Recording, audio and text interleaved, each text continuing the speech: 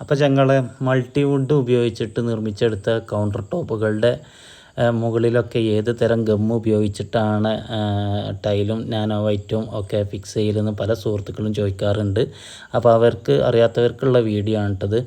അപ്പോൾ നമ്മൾ സ്ഥിരമായിട്ട് MYKയുടെ ഈ കാണുന്ന PUA 212 എന്ന് പറയുന്ന ഈ ഒരു ഗമ്മാണ് നമ്മൾ സ്ഥിരമായിട്ട് ഉപയോഗിക്കാറുള്ളത്.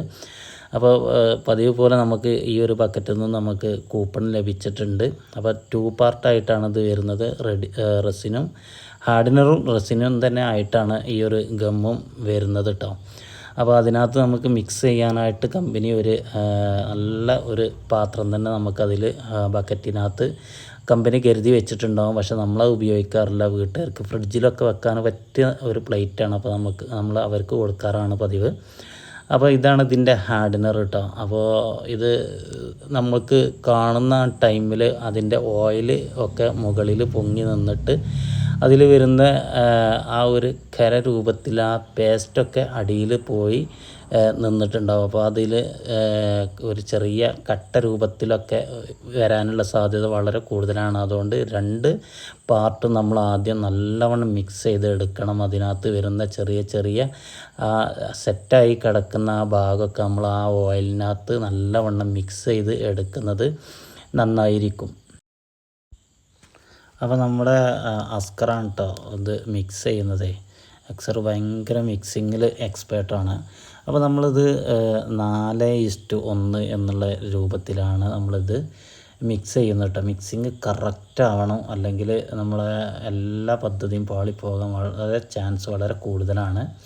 അപ്പോൾ മിക്സിങ്ങിൽ നല്ലവണ്ണം ശ്രദ്ധിക്കണം. 4 പാർട്ടും നമ്മൾ 4ആയിട്ട് തന്നെ നമ്മൾ വെക്കുക. എന്നിട്ട് ഹാർഡനർ എടുക്കുമ്പോൾ അതിന് മുകളിലോട്ട് ഇടാതെ നമ്മൾ വേറൊരു പാർട്ടായിട്ട് തന്നെ ഹാർഡനറും ചെയ്യുക. എന്നാലേ നമുക്കത് ഒരേ രൂപത്തിലാണോ എന്നുള്ളത് മനസ്സിലാക്കാൻ സാധിക്കുള്ളൂ.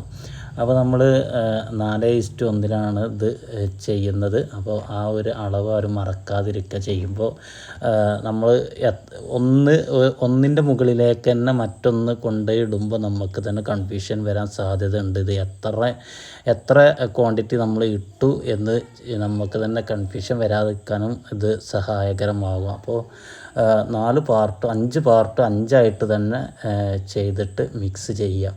നല്ലവണ്ണം മിക്സ് ആക്കണം. മിക്സിങ് എത്രത്തോളം നന്നാവുന്നോ അത്രയും നമുക്ക് ബെനഫിറ്റ് കൂടുതലാണ്. കാരണം ഇത് ചെറിയൊരു മിക്സിങ്ങിൽ ചെറുതായിട്ട് പാളിപ്പോയാൽ തന്നെ ഇത്രയും കാശൊക്കെ മുടക്കി നമ്മളിത് ചെയ്യുമ്പോൾ മിക്സിങ്ങിൽ പാളിപ്പോയാൽ നമുക്ക് വല്ലാത്തൊരവസ്ഥ ആകും അത്.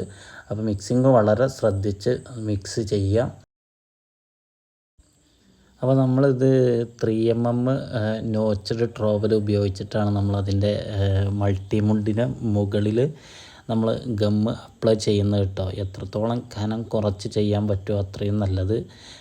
അവിടെ ഇവിടെയൊക്കെ ഓരോ സ്പോട്ട് ചെയ്തിട്ട് നമ്മൾ ചെയ്യുന്നത് അത്ര നല്ലതല്ല എന്നുള്ളതാണ് എൻ്റെ അഭിപ്രായം. കാരണം നാനോ വൈറ്റൊക്കെ ആണെങ്കിൽ ഓക്കെ, നമുക്ക് അവിടെ ഇവിടെയൊക്കെ സ്പോട്ട് ബോണ്ടിങ് അഡ്ഹസീവ് മാത്രം ഉപയോഗിച്ചിട്ട് നമുക്ക് ചെയ്യാൻ പറ്റും. പക്ഷേ ഇവിടെ നമ്മൾ സാധാരണ തിക്നെസ്സിൽ വരുന്ന 9mm തിക്നെസ്സിൽ വരുന്ന നോർമൽ ടൈല്, വെട്രിഫൈഡ് ടൈലാണ് നമ്മളിവിടെ വാഷ് ബേസിനും വേണ്ടിയിട്ട് കൗണ്ടർ ടോപ്പിന് ഉപയോഗിക്കുന്നത്.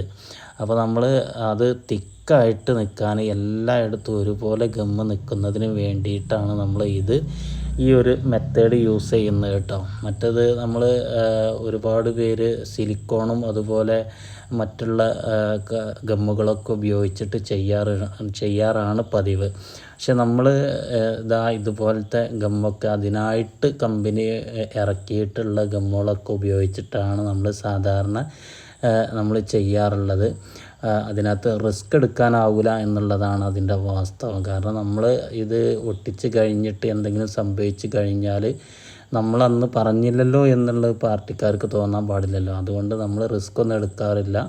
നമ്മൾ ആ ഒരു പ്രൊഫഷണൽ കാര്യത്തിന്, ആ ഒരു പ്രൊഫഷണൽ വർക്കിന് ഏത് ഗമ്മാണോ കമ്പനി ചൂസ് ചെയ്യുന്നത് ആ ഗമ്മ് തന്നെയാണ് നമ്മൾ മിക്കപ്പോഴും നമ്മൾ പാർട്ടിക്കാരോട് കൊണ്ടുവരാൻ പറയാറുള്ളത്.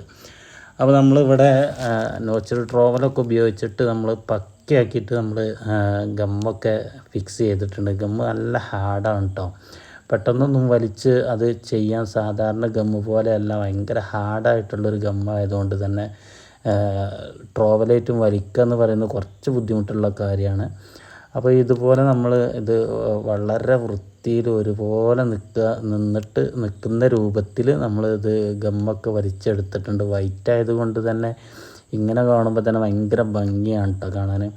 അപ്പോൾ ഇതാണ് നമ്മൾ അതിൻ്റെ മുകളിലോട്ട് വെക്കാൻ ഉദ്ദേശിക്കുന്ന ടൈൽ. ഇതാണ് ഒരു ഗ്രീൻ ഷെയ്ഡിലുള്ള ടൈലാണ്. വെറൈറ്റി കളേഴ്സ് ആഗ്രഹിക്കുന്നവർക്ക് എന്തുകൊണ്ടും ചൂസ് ചെയ്യാൻ പറ്റാവുന്നതാണ് വിട്രിഫൈഡ് ടൈലുകൾ. നാനോ വൈറ്റോ അതുപോലെ ഗ്രാനൈറ്റിലോ ഒന്നും നമുക്ക് വിവിധ തരം കളറുകൾ അവൈലബിൾ അല്ലാത്തത് കൊണ്ട് നമ്മൾ പലരും ഇതുപോലെ നോർമൽ ടൈലിലേക്ക് മാറിയിട്ടുണ്ട് എന്നുള്ളതാണ് വാസ്തവം. അപ്പോൾ ടൈല് നമ്മൾ ഫിക്സ് ചെയ്തിട്ടുണ്ട്. നമ്മൾ 1600-700 സൈസിൽ വരുന്ന ടൈലാണ് നമ്മളിവിടെ ഫിക്സ് ചെയ്തിട്ടുള്ളത്. നമ്മൾ ഒറ്റ ലെങ്ത്തിൽ നമുക്ക് ഈ ഒരു ടേബിൾ ടോപ്പ് വാഷ് ബേസിനിൽ ചെയ്യാൻ കഴിഞ്ഞിട്ടില്ല. 175 ഇതിൻ്റെ ലെങ്ത്ത് വരുന്നത്. പക്ഷേ നമുക്ക് 160 സെൻറ്റിമീറ്റർ നീളമുള്ള ടൈലാണ് ഇതിനകത്ത് നമുക്ക് ചെയ്യാൻ ക്ലയൻറ്റ് പറഞ്ഞിട്ടുള്ളത്. അപ്പോൾ നമുക്ക് 15 സെൻറ്റിമീറ്ററിൻ്റെ ഒരു പീസ് കൂടി ഇതിന് മുകളിൽ ചെയ്യേണ്ടതായിട്ടുണ്ട്.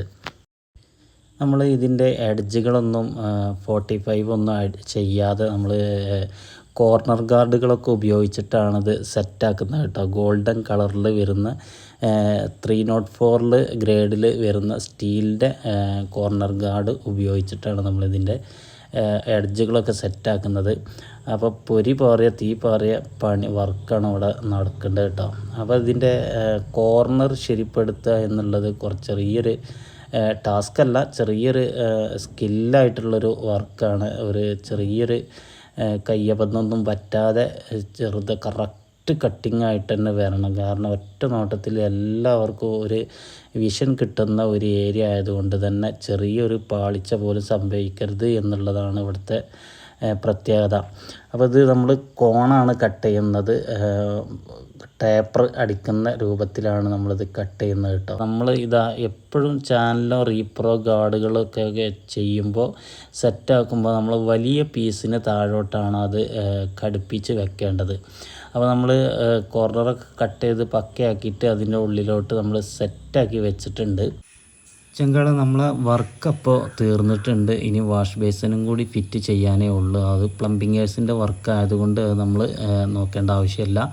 അപ്പോൾ നമ്മളെ ഈ ഒരു ഗോൾഡ് ആൻഡ് ഗ്രീന് കളറ് നല്ല കോമ്പിനേഷൻ ആയിട്ടാണ് എനിക്ക് തോന്നിയിട്ടുള്ളത്. അവിടെ മൊത്തം എൻജിനീയർ ചോയ്സാണ് കേട്ടോ. ടൈലുകളുടെ കാര്യം മൊത്തം എൻജിനീയർ ചോയ്സാണ് വന്നിട്ടുള്ളത്. അപ്പോൾ ഈ ഒരു കളർ കോമ്പിനേഷൻ എങ്ങനെയുണ്ട് എന്നുള്ളത് നിങ്ങൾ അഭിപ്രായം രേഖപ്പെടുത്തുക. അതുപോലെ വീഡിയോ ഇഷ്ടപ്പെട്ടാൽ ലൈക്ക് ചെയ്യാനും